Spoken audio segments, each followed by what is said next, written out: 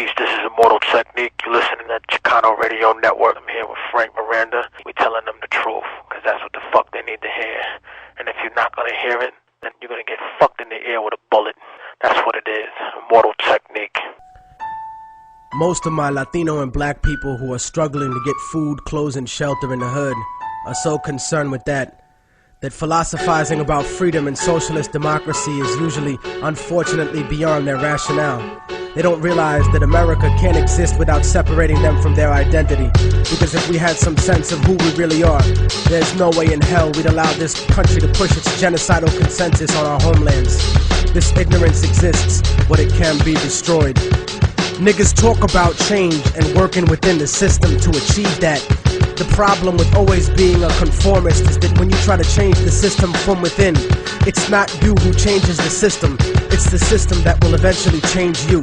There is usually nothing wrong with compromising a situation, but compromising yourself in a situation is another story completely. And I have seen this happen long enough in the few years that I've been alive to know that it's a serious problem. Latino America is a huge colony of countries whose presidents are cowards in the face of economic imperialism. You see, third world countries are rich places, abundant in resources, and many of these countries have the capacity to feed their starving people and the children we always see digging for food and trash on commercials. But plutocracies, in other words, a government run by the rich, such as this one, and traditionally oppressive European states, force the third world into buying overpriced, unnecessary goods while exporting huge portions of their natural resources. I'm quite sure that people will look upon my attitude and sentiments and look for hypocrisy and hatred in my words. But my revolution is born out of love for my people, not hatred for others. You see, most of Latinos are here because of the great inflation that was caused by American companies in Latin America. Aside from that, many are seeking a life away from the puppet democracies that were funded by the United States.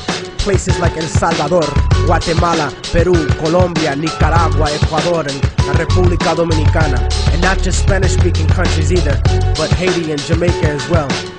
As different as we have been taught to look at each other by colonial society, we are in the same struggle. And until we realize that, we'll be fighting for scraps from the table of a system that has kept us subservient instead of being self-determined. And that's why we have no control over when the embargo will stop in Cuba or when the bombs will stop dropping in Vieques. But you see, here in America, the attitude that is fed to us is that outside of America, there live lesser people. Fuck them, let them fend for themselves. No, fuck you. They are you. No matter how much you want to dye your hair blonde and put fake eyes in, or follow an anorexic standard of beauty, or no matter how many diamonds you buy from people who exploit your own brutally to get them, no matter what kind of car you drive, or what kind of fancy clothes you put on, you will never be them. They're always gonna look at you as nothing but a little monkey. I'd rather be proud of what I am rather than desperately try to be something I'm really not, just to fit in. And whether we want to accept it or not, that's what this culture or lack of culture is feeding us.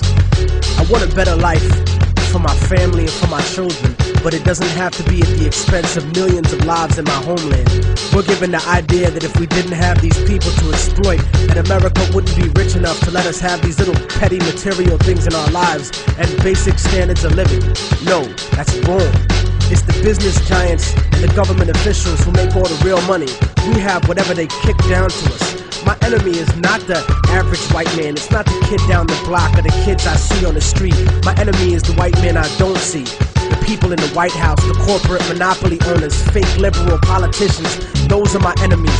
The generals of the armies that are mostly conservative, those are the real motherfuckers that I need to bring it to. Not the poor, broke, country-ass soldier that's too stupid to know shit about the way things are set up. In fact, I have more in common with most working and middle-class white people than I do with most rich black and Latino people. As much as racism bleeds America, we need to understand that classism is the real issue. Many of us are in the same boat, and it's sinking, while these bougie motherfuckers ride on the luxury liner. And as long as we keep fighting over kicking people out of the little boat we're all in, we're gonna miss an opportunity to gain a better standard of living as a whole. In other words, I don't want to escape the plantation. I want to come back free all my people, hang the motherfucker that kept me there, and burn the house to the goddamn ground. I want to take over the encomienda and give it back to the people who work the land. You cannot change the past, but you can make the future. And anyone who tells you different is a fucking lethargic devil. I don't look at a few token Latinos and black people in the public eye as some type of achievement for my people as a whole. Most of those successful individuals are just sellouts and house Negroes.